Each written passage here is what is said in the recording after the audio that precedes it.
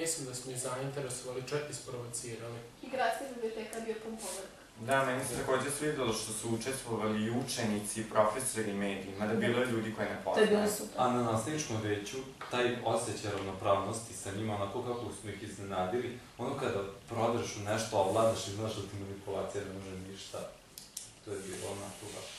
Jeste, to stoje, ali meni je iskreno panel sa razgledom bio draži, zato što imam osjećaj da smo se povezali s vršnjacima i da smo podigli svest o manipulaciji medija. Da, to je bilo složko. Da, ali profesori su ipak bili malo nezainteresovani, nisu nas baš slušali toliko. I prvi put znamo više od njih. Da. Ja sam Dušan Trapanđa i član sam internet projekta škola iz Bečeja i ja sam se u zadnjih mjeseca i po dana bavio Blicom, jednim od današnjih najčitanijih novina i štampanih medija uopšte. I što se tiče kulture mladih i generalno kulture, došao sam ja do poražavajućeg zaključka.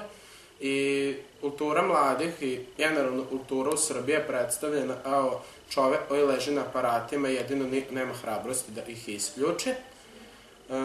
Isto tako, mladi su prikazani kao poročni, kao generacija X i kao neko ko apsolutno nema nikakvu budućnost. Ja se nadam da to nije tako. Prvo zbog sebe, pa onda i zbog drugih. I bih ja rekao, mi smo dokazali da kultura nije toliko mrtva, a što je ono medijima prikazano i da medijima ne treba verovati. Ja sam Kašin Stojanović i zajedno sam sa Miroslavim Kubijskim pratio RTS, naš javni medijski servis, koji ima ujedno i najgledaniju informativnu emisiju, drugi dnevnik RTS-a.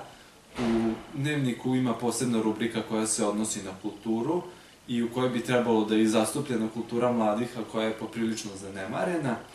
I kad se pojavila vest u kulturi mladih, ona se iskoristila kao sredstvo za promovisanje nečeg višeg, nekih drugih ciljeva, što političkih, što ekonomskih, a može se reći da je kultura mladih instrumentalizovana u ovom mediju.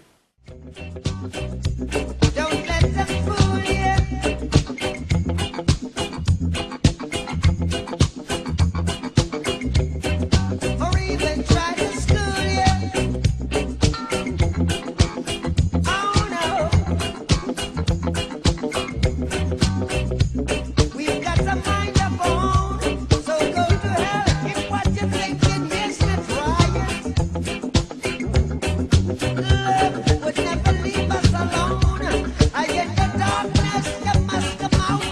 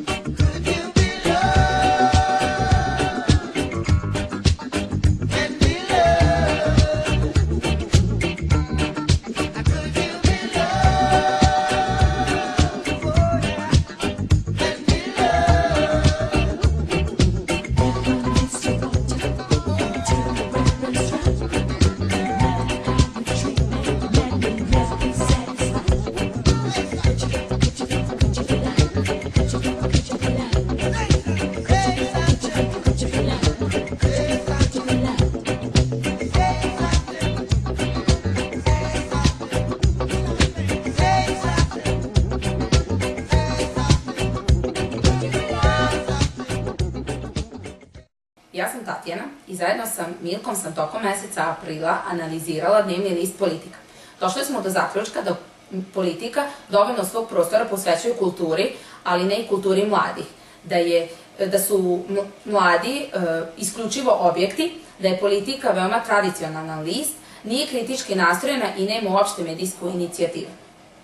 Zato je dobro što smo ovo uradili. Onako su mi baš pokazali. Da. Ja sam imao taj osjećaj na tribini, kada istupiš napred meni povrat. Pa da, mislim, ne možemo plakati zbog negativne slike kulture, nego stvarno se moramo zapitati šta mladi mogu da urade da poboljšaju ovu situaciju. Meni je jako bilo značajno da istupim i da pokažem. Da, ti si baš bio na taknuću, stvarno svaka čast. A Aleksandar kad je izašao, kako on oštro onako krenuo u dahu i bukvalno im je sve... Da, ali moralo je tako, znači nema tolerancije za to što su radili. Znači mesec dana da prođe da ne bude nijedna konkretna vest u kulturi, za to nema opravo. A drugačije je moglo, a tek kad je Dušan, to je publika se i zasmejala i kako ima pehnjima, u svoj izjavi u zatvoru da završi. Pa animirao publiku mora. Da, ali bar smo tako znali da nas slušaju. Mislim, konstatovali su šta je rekao. Ja ne razumijem zašto ste se vas dvoje uspaničili, bili ste skroz okej, super ste to obavili. Da, po meni je isto jako dobro što je Ašin otvorio i zatvorio prezentaciju, on je osoba Oliva poverenja i prava osoba da nas poveduje. Hvala.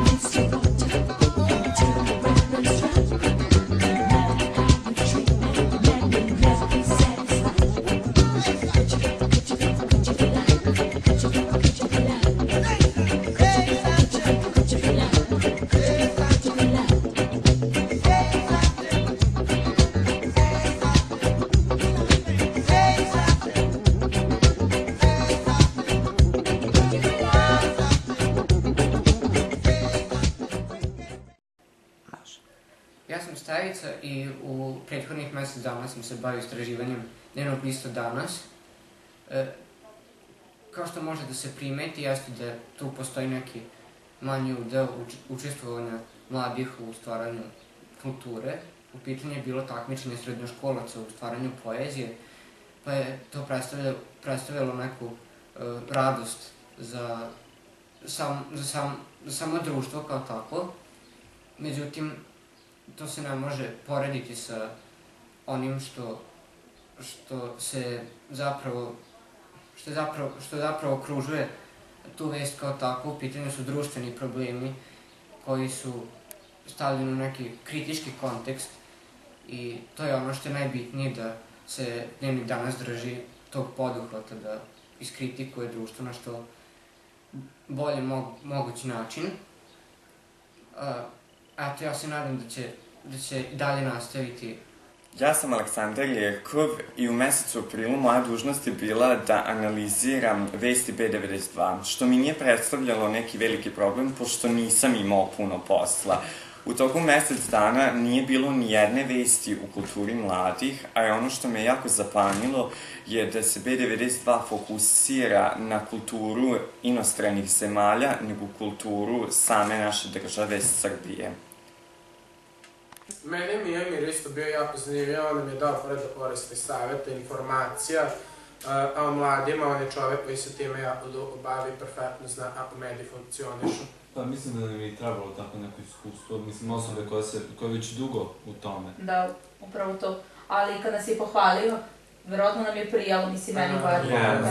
naravno. Onako neka nagrada za neki trud, da. Pohvala. Pa to se uvek ceni kad neko pohvali tvoj trud. Ali Ana će uopšte rekla da ona monitoring radila tek na fakultetu, a mi smo sada, mislim, bilo im je baš čudno što su jedni srednjoškolci uspeli to da urađe. Nekako su se iznenadili kako smo mi u stvari to uradili, a kako smo u stvari neki mislili da smo neki velike zaloge uzeli, a mislim da onako uz trud smo i...